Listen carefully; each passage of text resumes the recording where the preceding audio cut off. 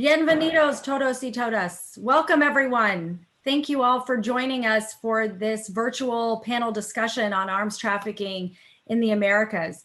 My name is Rachel Stoll and I'm the Vice President of the Stimson Center and the Director of our Conventional Defense Program. Before we begin, I want to remind those watching that this event is being simultaneously interpreted in Spanish. I'm going to now try and say that in Spanish, so I apologize in advance for my terrible accent and my rough language abilities here. Si quiere escuchar el webinario en español, llama los números que aparecen en la pantalla. We're going to leave that up for a second to allow people to call in. So let me give you a little background on what we're doing today. A key component of my work here at the Stimson Center is monitoring the global trade in conventional weapons and working to promote more robust controls on arms transfers. Illicit arms trafficking is a significant but often poorly understood aspect of the global arms trade. So I'm really excited that today we can host this event, which will no doubt enrich our understanding of this complex global phenomenon. Now, this webinar is a series, the second in a series of webinars that we're doing with different organizations around the world. And if you missed our first one that we held last month, that looked at the future of gun violence in the Americas and potential policy considerations. That was hosted by the Center for American Progress. At the end of this webinar, I'll give you a sneak peek on what's coming next in this series. But I do want to start by thanking all of those organizations that have been involved in the planning of this webinar series, namely Anáhuac University of Mexico, the Center for American Progress, the Consortium of Universities of Global Health, the Forum on the Arms Trade, the Medical College of Wisconsin Office of Global Health, and the Project to Stop U.S. Arms to Mexico. I particularly want to give a shout out to Stephen Hargarten from the Medical College of Wisconsin, who has led this effort for more than a year and really gotten these webinars off the ground in the current circumstances. So turning now to today's webinar, where we're talking about illicit arms trafficking. We know that illicit arms trafficking affects countries all around the globe, but our discussion today is going to solely focus on arms trafficking in Mexico and Central America. And this is a region that's awash with weapons, with many of which are acquired illegally by organized crime groups, drug traffickers, and other nefarious actors. And while the illicit arms trade poses an obvious threat to security and stability throughout the region, governments are working to curb illicit arms trafficking, but they face enormous obstacles. Among them are the ease in which weapons can be legally purchased in the United States before entering the illicit market, and the increasingly innovative smuggling and concealment techniques that are employed by traffickers. So today's discussion is an opportunity to really delve into the complex mechanics and challenges of arms trafficking in the Americas. We will be discussing the types of weapons, the components, the accessories, and the ammunition that are of greatest concerns to governments in the region, the modes of transport, smuggling techniques, and concealment methods that are employed by arms traffickers, as well as the enforcement tools available to states. We're going to do this all in 1 hour, so stay with us. Throughout the discussion, we're going to highlight trends in arms trafficking that is borne out by recent research, as well as the legal and policy gaps, which, if we address them, might enable governments to more effectively combat arms trafficking.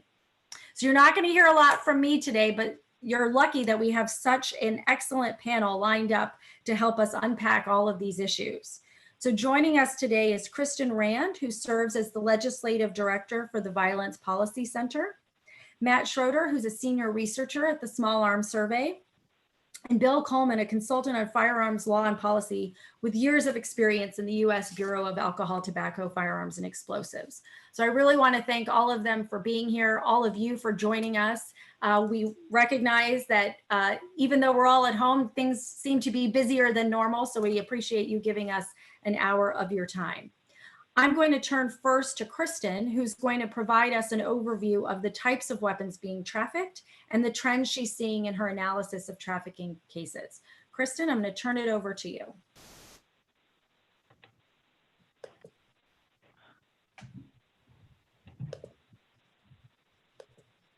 Thank you, Rachel. I'm just gearing up my slides here, so please forgive me. Well, thank you again, Rachel, for inviting me and for organizing this important webinar, and I hope it's informative for all of the people listening today. I just want to talk for a few minutes about the role that the U.S. gun market plays in small arms trafficking to Mexico and Central America. The photo that we're looking at here is a snap from the SHOT Show, which is the gun industry's big annual trade show held every year in Las Vegas, where they display their newest wares with a big focus on the types of firearms that we see turn up in Mexico and Latin America, including assault weapons and high-capacity pistols. This first slide gives you a flavor for how often U.S.-sourced firearms turn up in Mexico. This is the latest tracing information available from the Federal Bureau of Alcohol, Tobacco, Firearms, and Explosives for Mexico. And you can see that it's about 70% of guns traced for the last few calendar years are either manufactured in the United States or imported into the United States and then trafficked to Mexico. This next slide looks at the broader category of guns seized in Central American countries, where we see it's a lower percentage, around 50%, but still very significant in those two categories of guns manufactured in the United States or imported. The Violence Policy Center has an ongoing project where we analyze federal gun trafficking prosecutions involving cross-border gun trafficking with a specific focus on identifying the types of firearms that are preferred by traffickers. And this is the latest count, and you can see that by far the most popular types of weapons are assault rifles, assault pistols, and high-capacity standard pistols. The bottom line is that in the United States, anyone with a clean record and a credit card can build their own army from guns that you can readily acquire on the U.S. market. This is an advertisement from a large gun retailer, J&G Sales, which coincidentally is located near the border in Prescott, Arizona. And their product line really focuses almost exclusively on the types of weapons that we see are most preferred by traffickers. And those weapons, the predominant trend we see are an AK and AR type rifles and also pistols. AR rifles and pistols, or what you see on the right side of the screen, are a fairly new development in the market, in that they're particularly attractive to traffickers because they combine the firepower of a rifle with the concealability of a pistol. They fire the same anti-personnel rounds that are commonly found in AK rifles and AR rifles, but they're shot out of pistols. So it's really the ideal weapon for traffickers. Another extremely popular type of weapon is 50 caliber rifles. The gun on the left is the Barrett M82, which was designed specifically as an anti-materiel weapon. It can shoot down helicopters. That's how it's been used in Mexico by organized crime to shoot down law enforcement helicopters and attack materiel. And then on the right, we see something that's becoming more common. It's a TNW belt-fed 50 caliber semi-automatic weapon. It's modeled after the Browning anti-aircraft machine gun. And when they first started seeing these in Mexico, they misidentified them as fully automatic anti-aircraft weapons, but they are in fact manufactured by a US-based manufacturer. And then another very popular weapon are just standard semi-automatic high-capacity pistols.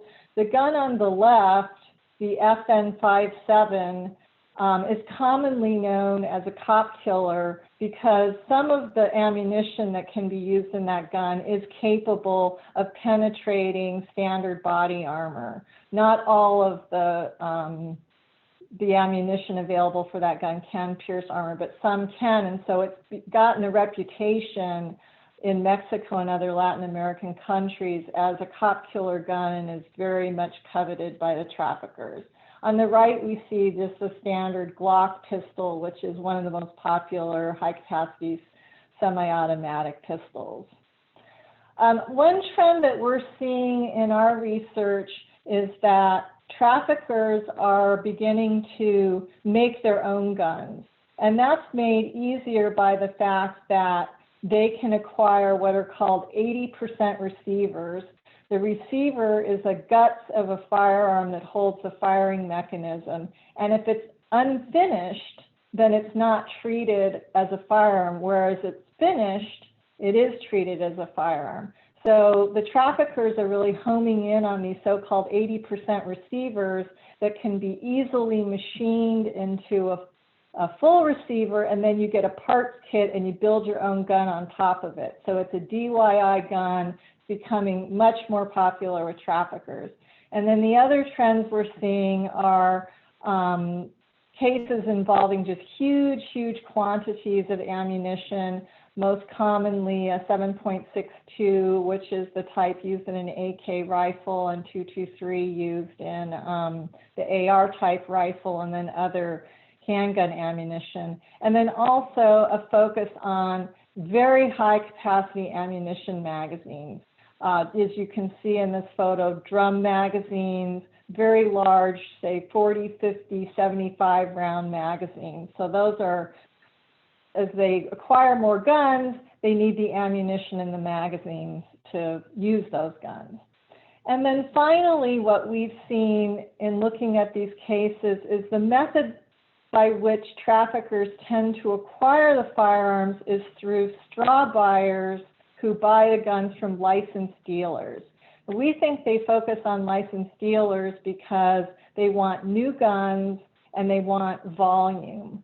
So if you go to a gun show, you're not going to have the accessibility of the newest guns on the market and the ability to buy in bulk. So they tend to use straw purchasers, and then those straw purchasers pass the guns along to the organized criminal organizations. And just for those who aren't aware of what a straw purchaser is, it's someone who has a clean background, who can pass the background check. So they're recruited by the traffickers, they buy the guns and then turn them over to the traffickers. So in closing, what we have seen is the traffickers have figured out that the US civilian gun market offers all of the firepower they need, and they've also learned how to exploit the background check system to acquire it. So with that, I'll pass it back to Rachel. Thanks, Kristen. That was a really, I think, interesting but in-depth reflection on the types of weapons. You know, we think about the illicit trade, but we don't often think about what are the actual weapons that are moving from place to place. We think about the mechanisms, but it's, I think, really powerful to see the images of the weapons and the ammunition themselves. I'm going to give Matt Schroeder a second to unmute and to load his presentation for you all to see, but Matt is going to delve more deeply into the mechanics of arms trafficking in the region. We heard from Kristen about straw purchasing, but there are of course many other mechanisms. I'm going to ask Kristen to stop sharing her screen so that Matt can share his screen. We're all getting used to the technology here. So hopefully this is working seamlessly for you watching at home. Or wherever you may be. And I think we've got it working. There we go. Matt, I'm going to turn it over to you. All right. Thank you, Rachel. And thanks to everybody for joining us here today, and to my fellow panelists for sharing their expertise on this very important topic. As Rachel noted, I'm a senior researcher at Small Arms Survey, and my primary focus is on the illicit proliferation of small arms and light weapons. In the Americas, my primary focus is on trafficking from the United States, and specifically the mechanics of trafficking from the United States. We published a paper on this topic in 2016, and I followed it informally ever since then. So my presentation today will focus on the mechanics of trafficking. So what I thought I'd do is pick up where Kristen left off regarding the types of firearms or weapons trafficked from the United States. Kristen provided a very thorough, very comprehensive overview of the types of firearms that are trafficked. But there are other types of weapons that are trafficked as well. And this slide has a couple of examples. This is not exhaustive, it's just a couple of illustrative examples. The image on the left-hand side is a small fraction of thousands of improvised grenade components that were smuggled across the US border by an Arizona trafficker to members of the drug cartels in Mexico in the 2008 to 2010 time period. The trafficker would acquire these components from military surplus stores, either brick and mortar stores or online. He would then smuggle them across in land vehicles, sometimes hidden in spare tires. And once they were in Mexico, they would be assembled into improvised but functional grenades that were used in at least a couple deadly attacks on Mexican authorities. In the upper right-hand corner is an underbarrel grenade launcher that was seized from traffickers in 2009. Initially, authorities thought it was a Colt brand 40mm grenade launcher, but upon closer inspection, they discovered that it's actually a 37mm Cobra flare launcher that was converted to fire the 40mm projected grenades. And what initially threw off the identification is the Colt insignia, which is marked on the launcher. But certain anomalies tipped them off to the fact that it was a flare launcher, which at the time at least were readily available in the United States for as little as $500. And then the photo on the bottom right is an unusual weapon. It's an M134G minigun, which is a 6-barrel machine gun that has a rate of fire of around 2,000 rounds per minute. This image is from videos collected by authorities from a trafficking network that was trafficking these weapons to the cartels in Mexico. And the way it worked was they recruited a licensed machine gun dealer. This is an individual that had a legitimate business and he specialized in these particular machine guns. And what he would do is he would declare that key components to the machine guns that he had destroyed them and report that to ATF. But instead of actually destroying them, he diverted them to the traffickers who converted them into full M134Gs and then smuggled them into Mexico along with hundreds of other weapons.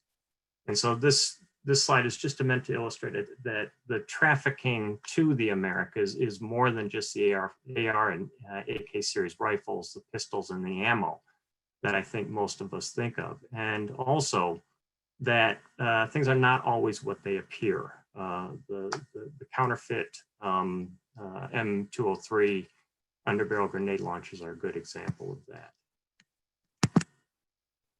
So turning briefly to modes of transport, very diverse and perhaps more diverse than I think people commonly assume. A lot of the trafficking to countries with contiguous borders is what we stereotypically think of in terms of trafficking, which are cars, trucks, vans, jeeps, semis that are loaded or carry weapons across land borders. But that's not, those aren't all the modes of transport. We've documented cases in which commercial airliners have been used as modes of transport. Regular passenger flights, the weapons or weapons components are either put in checked luggage or in some rather brazen cases, they're actually smuggled in carry-on items. Maritime shipping There's a lot of trafficking to Central and South America and other parts of the world via maritime shipping. There have been cases where pedestrians have tried to walk across the border with particularly ammo strapped to their bodies, so wear loose clothing to try to conceal that. And then postal services, so both USPS and then also fast parcel services like UPS and FedEx. And this is not a hemisphere phenomenon. Postal services are used worldwide to traffic in weapons. So another example of trafficker creativity, or sometimes lack thereof, is the concealment methods that they use, which range from non-existent basically to painstaking and elaborate. And I think a good example of this is trafficking across land borders from US to Mexico. Traffickers hide weapons in every conceivable part of the transport vehicles: fuel tanks, air filter housings, wheel wells, doors, bumpers, seats, dashboards, engine compartments, spare tires, I-beams, et cetera, et cetera, et cetera. The photo in the upper right-hand corner is an example of that. These are firearms components that are encased in foam and then hidden in the rear quarter panel of the transport car. And then on the other end of the spectrum, there are traffickers that really have exerted little effort to conceal their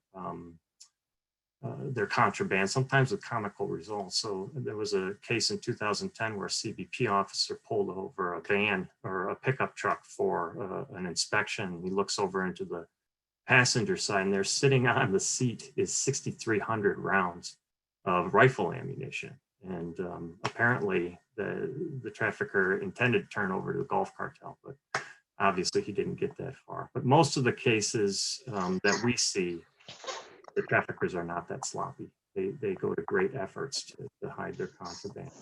And then the trafficking to countries with non-contiguous borders, a lot of it is the goal is to blend in contraband, blend in illicitly exported firearms, ammunition, accessories, and components with the millions of tons of various commodities that are exported to and from the United States every year. And so what they'll often do is they'll hide the weapons amongst household goods. And sometimes they'll be hidden in layers, kind of like nesting dolls. And a good example of that are two semi-auto pistols that were discovered by Honduran authorities. The pistols had been put in Coleman beverage containers that were filled with paint. The beverage containers were then put in PVC pipes. The PVC pipes were then put in crates with other household goods, clothes, etc. And then the crates were put in steel shipping containers and loaded on a ship. So anything that is more difficult, more costly, more unpleasant for authorities to screen and detect cargo, the traffickers will pursue those strategies. Okay, I can take over, Elena. And then I'll take over. quickly, smuggling techniques. I think I'm Quiero running. hablar un poco de técnicas de contrabando Briefly mention y mencionar brevemente which are elaborated in the 2016. los que Falsifying sales and shipping documents, very common, not just in this hemisphere, but worldwide. Procuring weapons via straw purchasers, which Kristen mentioned.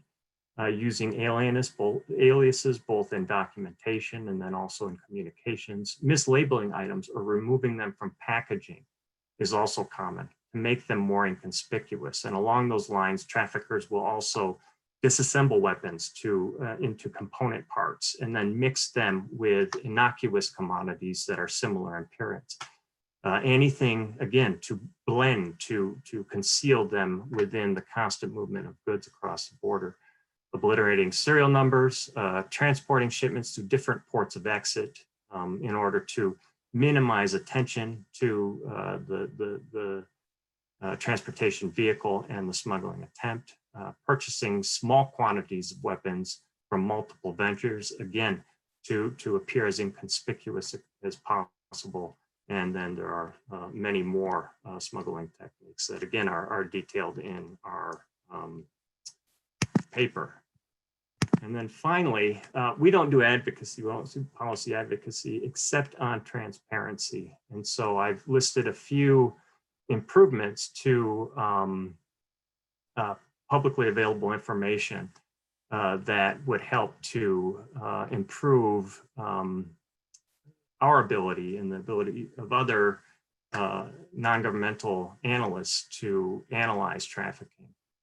So that includes improvements to PACER. PACER is a repository of court documents that is incredibly valuable for this type of work. It has two major flaws. The first is usage fees. They charge you 10 cents per page for documents that you download, up to $3. And that adds up quickly when you're looking through dozens of documents from a trafficking case. Also, it's not searchable by keyword. So you have to find information about trafficking cases elsewhere and then come back and look it up in PACER. If you could search the documents by keyword, there's a wealth of information that we could harvest from that resource. And then ATF trace data summaries are very, very valuable, but they're only published for certain countries: Central America, Mexico, Canada, and the Caribbean. Comparable data on every country would help with efforts to study US trafficking to other regions of the world. Disaggregated data on outbound seizures. About a decade ago, I got very detailed data from CBP via FOIA that identified the destination or specific interdictions, the quantity, the models, the intended destination. They've been less forthcoming recently. And a return to that model, a return to that level of detail in response to FOIA requests would be helpful. Detailed annual reports on end-use monitoring also would be very, very helpful in especially looking at the diversion of authorized exports after the export. And then finally, also consolidate data on small arms exports into a single detailed report. Right now, the details on US exports of small arms are spread out over many different reports. They vary in quality, they vary in detail. Methodologically, they're often unclear. One single consolidated, clear report would be very, very helpful. And finally, we got to fix FOIA. FOIA has become a black hole. I recently received the results of a request that I submitted in 2006 to the DIA. And so we need to find a way to streamline the processing of FOIA requests. So I think I will end it there. Thanks, Matt. We'll leave time for questions after our final presentation. I promise all of you there is a Q&A function in the webinar. But before we do that, I want to turn to our last panelist, Bill Coleman, who is going to discuss some of the challenges to domestic and international efforts to regulate the illicit arms trade, and also highlight some of the tools that could allow for more effective enforcement. So I'll give Bill a second to unmute and welcome him to join the discussion. Thank you, Rachel. Thank you, Stimson Center. I trust you can hear me. I find it perhaps somewhat fitting that we're discussing the arms trafficking problem in the context of this COVID-19 crisis. For many parts of the world, being afraid to go outside and being afraid to let your kids go to school, the thought of sudden death has become real to a lot of people around the world. And yet in parts of the world, including parts of my own country, the reality of that fear is very present.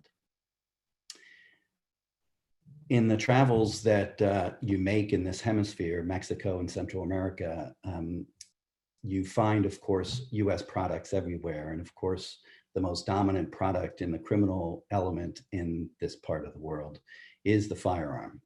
There's no getting around the fact that the United States is the largest producer of firearms. We're also the largest consumer. We have great trade with our partners in the region.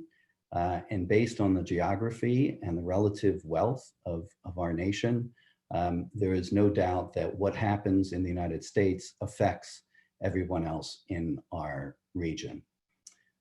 Certainly, when you look at firearms trafficking, which for this purpose, I'm just describing as any illicit transfer, either across a border or that isn't authorized. The idea of the weapons getting out of controlled hands in the hands of people who aren't authorized to hold them has clearly had its domestic effect in the United States. We, of course, tolerate 10,000 homicides approximately each year and another 20,000 suicides. There's a significant challenge in the fact that we create about 8 to 10 million firearms each year. We also import another 4 million, and legally we only export about 500,000. So our surplus, if such as it may be called, goes up by the tens of millions every year. And of course, on our southern border, there's no doubt that some of these weapons, in the sense of many of these weapons, end up being illicitly trafficked, in part and perhaps for majority reasons for the drug trade. The drugs are produced in countries south of the border. The guns are used as protection, and that is a perfect storm of trafficking. There's no doubt that the challenges of the different cultures, the relative wealth, our geography, on both sides of the border contribute to the trafficking problem. On the side of the United States, while we have federal legislation, it's relatively incomplete in the sense that, for example, there is no trafficking legislation. The agencies that enforce the law, including my own agency that I worked for, would have to rely on essentially paperwork violations from licensees. We have over 100,000 licensees in the United States that are licensed to work in the firearms industry. And yet the agency that is tasked with enforcing the law and regulating that industry is very small. It's about the same size as it was in the 1970s. There is little effort to increase the inspection authority of the agency. There are probably 600-700 inspectors for those 100,000 licensees. ATF has had one director in its history, which goes back into the 1970s. And so it's clearly a difficult problem that didn't start this year or last decade, and it's not going to be solved without substantial change. On the other side of the border, of course, there's relatively weak controls at the border, relatively weak interdiction. These are often poor countries, especially the triangle countries in Honduras and El Salvador. The resources are limited. There's a certain degree of temptation to corruption because of the wealth disparity. And of course, the various ministries that control the import, export, and control of firearms in those countries don't always cooperate. And then, of course, there's regional rivalries.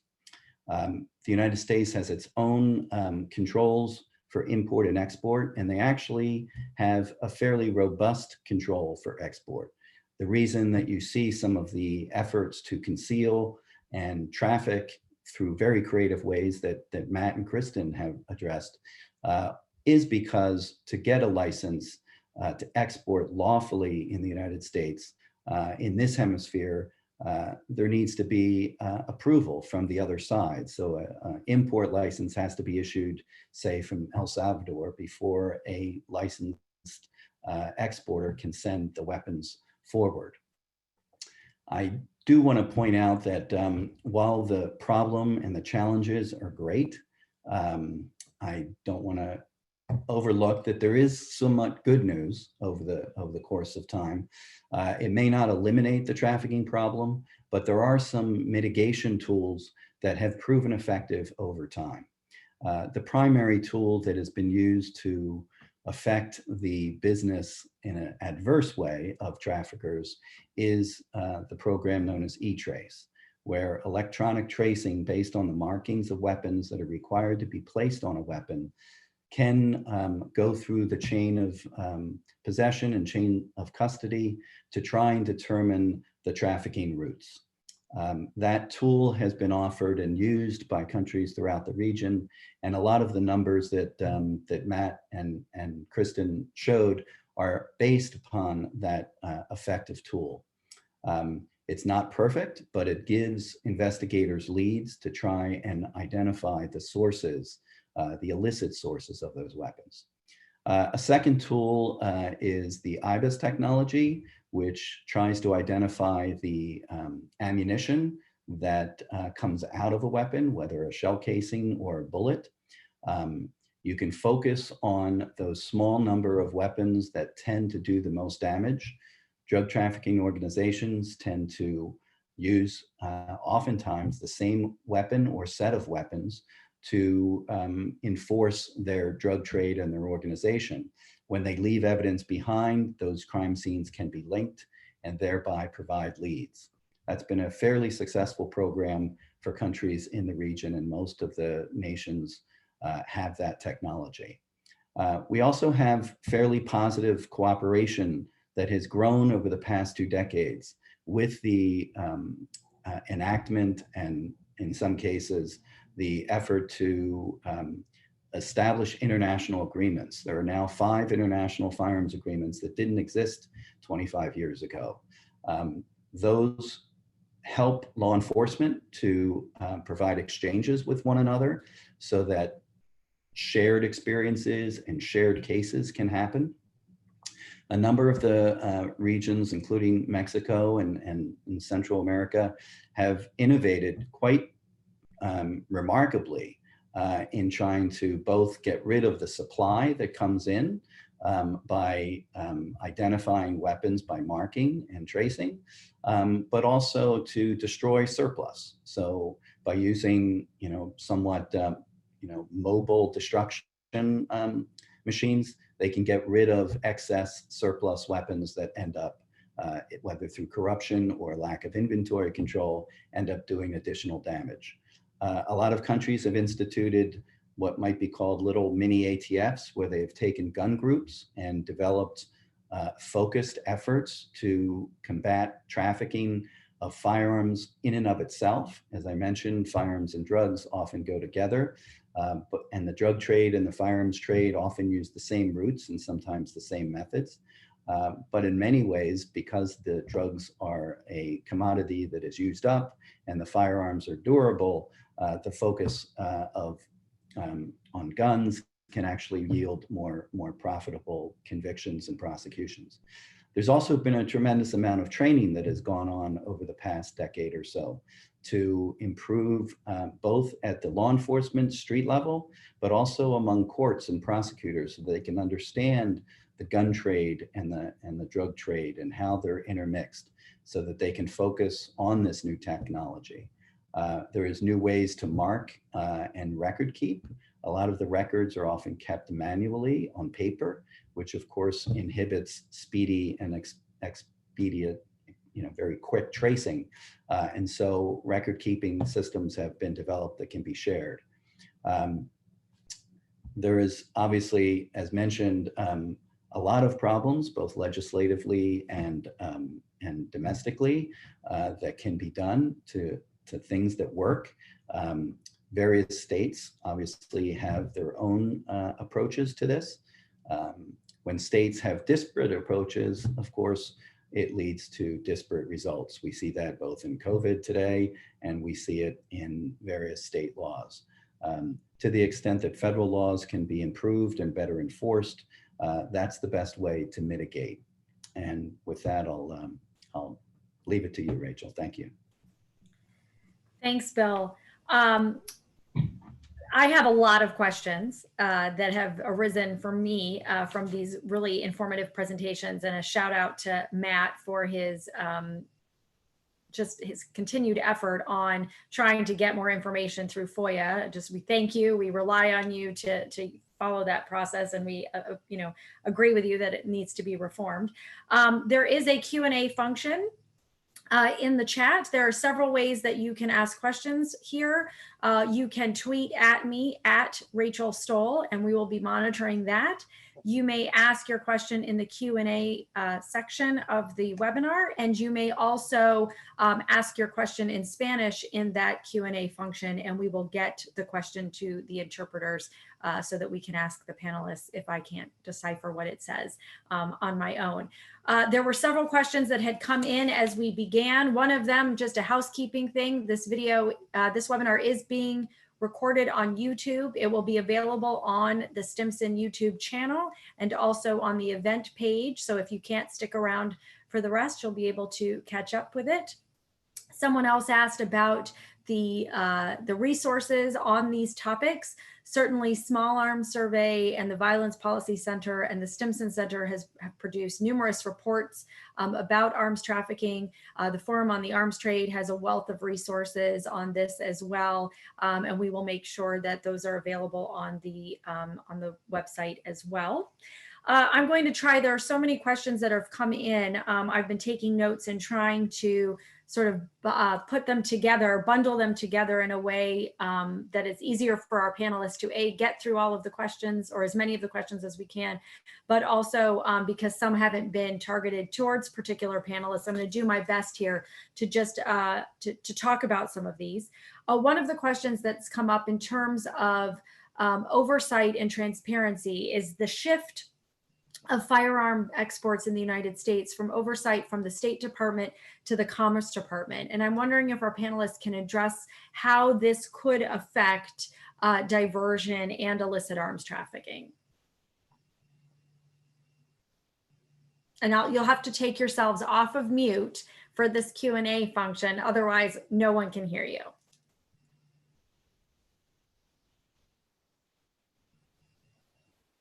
Still, I can see Matt's trying to talk, but he's still muted. There you go. So that is an interesting development. It's one of the most significant export control reforms that I've seen since studying this issue. The net impact, it's really, I think it's too soon to tell what will happen. It depends on how quickly Commerce is able to staff up and replace or develop the resources that state has access to for screening proposed transfers, for red flags, for signs of diversion, reviewing parties to the transfer, all of the checks and reviews that they've developed over many decades of doing this work. I would say it's too soon to tell, but it is a significant change. Oh, go ahead, Bill. Yeah, I was just gonna say the same thing. I think it is too soon to say. We're hopeful that it isn't going to adversely affect both the controls and the record keeping.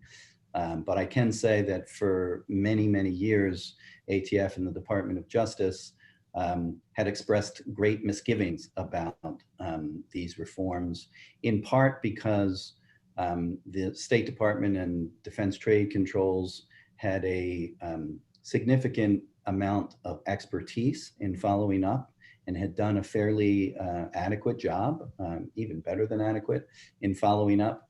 And Commerce, as a concept, the nervousness was based on the fact that Commerce is in the business of promoting US product, and they're not in the business of necessarily law enforcement and restricting product.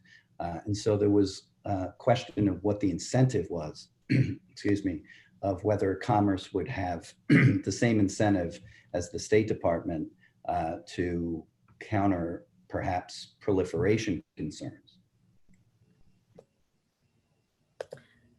Thanks. I don't know if Kristen, do you want to jump in there?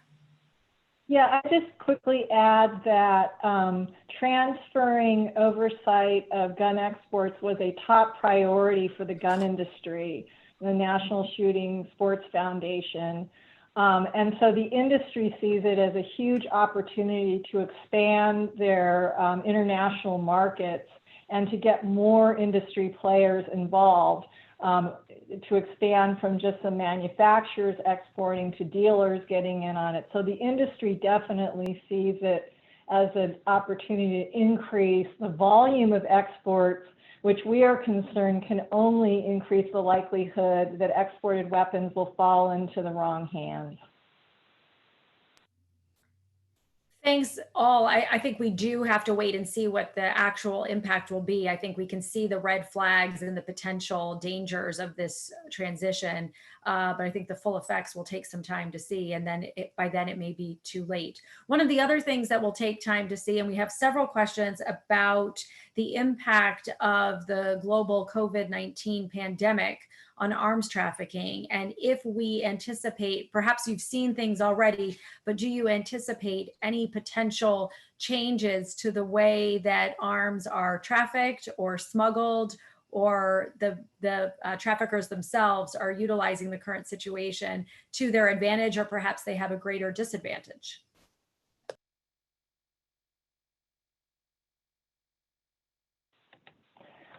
This is Kristen. I would just make the observation that what we know about what's going on with gun sales in the COVID era is that there is a huge increase in demand for sales, and it's overloading the background check system.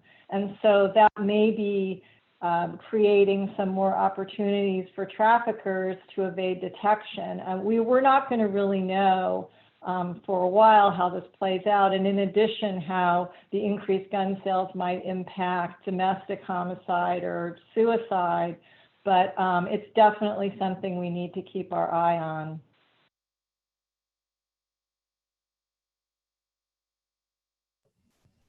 I'm not sure if anyone else wants to take that one on. I think my answer to that would be we'll have to wait and see what the numbers look like as we look at interdictions as well. I have a question from Twitter, so I want to make sure we get to that one, which is, are the numbers from ATF reports underestimating the amount of firearms in circulation in Mexico and Central America, since tracing relies on the amount of firearms used in crime collected and then submitted to ATF? So is that an underestimation, Bill, in your view? The numbers that ATF produces are based on what they receive from Mexico. We do know that in the past, Mexico has not provided every single recovery as a data point to ATF. In many cases, they have not traced all the weapons, in part because they believe that they knew the source. So for example, a lot of the weapons that have been circulating in Mexico and have been traced were rooted in some of the civil wars and civil unrest from the 70s and 80s. So they weren't necessarily trafficked from the United States, the US weapons that have been made here, but they were provided, for example, to governments in Central America. Then as those governments resolved the conflicts, those weapons were excess, and then they get circulated to the cartels and DTOs in Mexico. It's my belief that there's no real solid information about how many guns are actually circulating, both because of the many ports and the many ways in which weapons come to Mexico. Mexico has two small manufacturers themselves, very limited, but there's also trafficking from the south. So to answer the question, the numbers you see are only what we have gotten back from Central America and Mexico. There's strong suspicion that a lot of the weapons are not being traced for a variety of reasons. Thanks, Bill. There was a question about interdiction, several questions actually about interdiction. And one example is Operation Frozen, which is focusing on interdiction at the border between US, Mexico, and cooperation there. I'm wondering if the panelists could talk about that program, if they think that's using the mechanics and mechanisms that you've discussed here today. Is this program likely to have some impact, or are traffickers going to figure out ways, as they always do, to get around these kinds of interdiction efforts?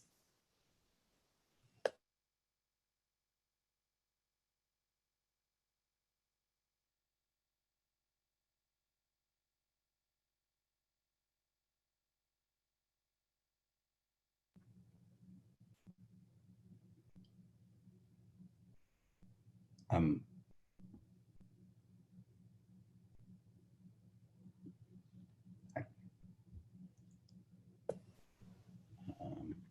I think Matt was trying to speak, but is still muted. I realized I was muted as I was speaking. One of the fun things about doing webinars, you never know, are you muted or are you not muted? But Bill, you are, oh, now you're mute there. Now you're unmuted. You can go. I was going to tell you that I couldn't hear what you were saying. I thought you were directing the question to me. I'm not familiar with Project Frozen, so I'm not going to opine.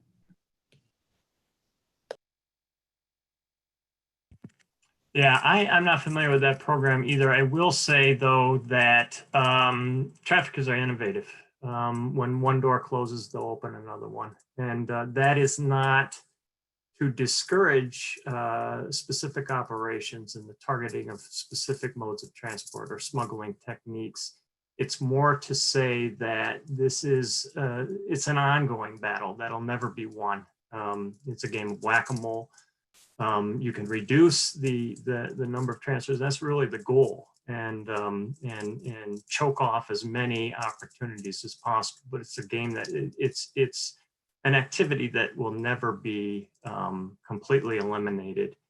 And it's important to not get too tunnel visioned on any one set of strategies, tactics, trafficking routes, modes of transport. You need to take a holistic approach to this. You need to focus on airlines, on ships, on land border crossings, on the post office, on postal services, any means, any physical means of transporting items out of the United States will eventually be exploited by traffickers. And so you have to play the long game, and you have to look broadly at this issue. Thanks, Matt. We've talked a lot about the illicit trade, but we all know that, one of the major ways that arms enter the illicit market is from the legitimate trade. And so I'm wondering if the panelists could talk about, even with all of these weapons that are being trafficked illegally to Mexico and Central America, there are still many legal arms exports, either government to government sales or private companies to police forces, et cetera. So I'm wondering if the panelists can talk about both the relative prevalence or the scale of the diversion from the legal to the illicit market as things are smuggled across the US border.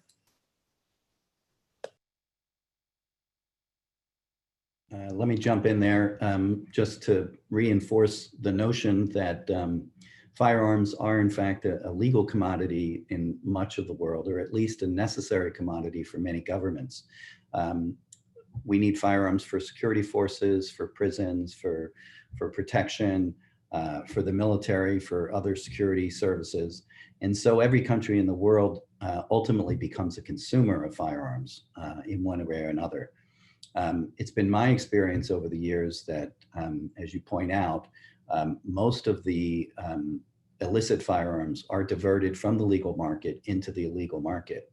That diversion takes place in every section of the route, but primarily it's not done at the level of government to government. So most of the exports, for example, that are lawfully exported, generally do not turn into crime guns. You can look at the statistics from State Department's Blue Lantern program, where they investigate lawful sales from an industry member to a government. What we find is that the vast majority of weapons that are traced and recovered started out their life at a legitimate purchase, and as Kristen mentioned, in a straw purchase, and then they get smuggled across the border. That's not to say that the very clever traffickers aren't able to co-opt the recipient, the lawful recipient, This is true in Africa, for example, where most of the weapons that are trafficked have been lawfully purchased by government, given to security forces, and then get leaked out into the criminal element. There are a lot of questions about the networks that you have all talked about. And so I'm going to try and bundle a lot of aspects of that together and allow each of you to answer the piece that fits best for you. One of the questions was about the size of these criminal networks. Are we talking about, small groups of 3 to 6? Are we talking about large multinational networks? In terms of gender, what is the gender of straw purchasers? Do we have a gender breakdown of that? And do we have information on all of the different actors that are involved in this process, from the freight forwarders to the financiers? Are there different points that we could think about? Bill, you mentioned the connection with the drug trade, but are there other areas where we can leverage for some interdiction efforts? I know that was a lot of questions put together as one, but I'm cognizant of time, and there are a lot to that effect.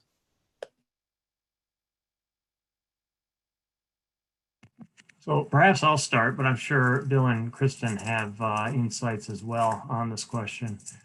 Regarding the networks and their size composition, it really varies. There are some that are relatively small and disaggregate or decentralized. Others that are parts of kind of a multi-headed endeavor that involves, sometimes dozens of people, including many straw purchasers acting simultaneously. So it really varies, and then it varies, and it also varies depending on the destination. Regarding the gender breakdown, I don't know of any studies that have looked at the gender of traffickers per se. They may be out there, I'm just not aware of them. But in our research, I know that there are female straw purchasers, there are female traffickers, there are male straw purchasers, male traffickers. I think both genders are involved in this process. And is there another element to the question that I'm not remembering? Well, I think you've answered the parts that were targeted towards you. I don't know if Bill and Kristen want to jump in as well. This is Kristen. I would just add that the trend that we have seen in looking at the trafficking cases that we've analyzed was that in the older cases, the traffickers had fewer straw purchasers that bought in bulk. They would go into a gun store, they would buy 20 guns in one transaction, and that was probably the most common pattern. And in the more recent cases, we've seen the straw buying become more dispersed, that they'll have one straw buyer go buy one gun and then maybe wait 2 weeks and go buy another gun. So as not to draw attention to the bulk sales.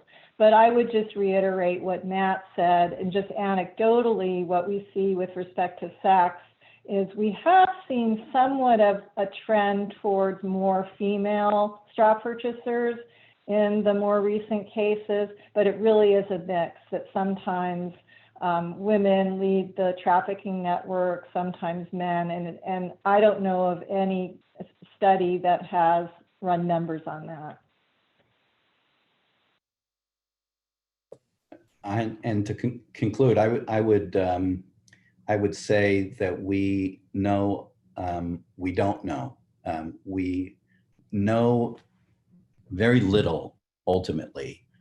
We know, for example, when the consolidation of drug trafficking organizations in Mexico happen, when there's a merger or someone tries to acquire a drug trade, there's tremendous violence.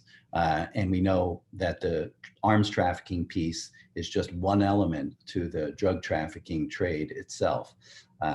And so, working with DEA and ICE and some of the other law enforcement agencies, you can get a sketch and a fairly broad picture of what the networks look like. But in terms of doing an analysis of the composition, Had we known that kind of detail, we probably would be able to better put them out of business. But we know a lot less than we might if we spent all the time studying that. Thanks to all of you. I recognize that we did not get to nearly half of the questions that were posed. I think it's a good example for us that although sort of the data says we should have webinars that are an hour on topics like this, clearly we could go much longer. So I want to be respectful of everyone's time and to let you know that there were many more questions about different trade treaties, the new US, Mexico, Canada trade treaty, the arms trade treaty. More information was requested about PACER and E-Trace. And so I encourage those of you who have additional questions to reach out to our panelists, to the Stimson Center, and we'll be happy to try and get you as much information as we can. I want to draw your attention to the next event in this series, which will be on May 28th at 1 p.m. Eastern Time. The topic will be Guns in Mexico and Central America, Regional Strategies to Stop the Flow and Use of Firearms. Presentations for that webinar will be in Spanish with simultaneous interpretation into English. So I want to encourage you all to register for that soon. You'll see more announcements on your email and on social media. I want to say gracias a todos y todos for joining us today. To all of you, our participation remained high throughout. I think we had a very lively and interesting discussion, and I think there's much more to unpack on this topic. So I'm incredibly grateful to all of you, to our panelists for sharing their time and their expertise with us, and encourage you to stay in tune to these webinars as we continue to look at these very complex issues that affect so many people around the world. So thank you again, gracias, and we will see you next time.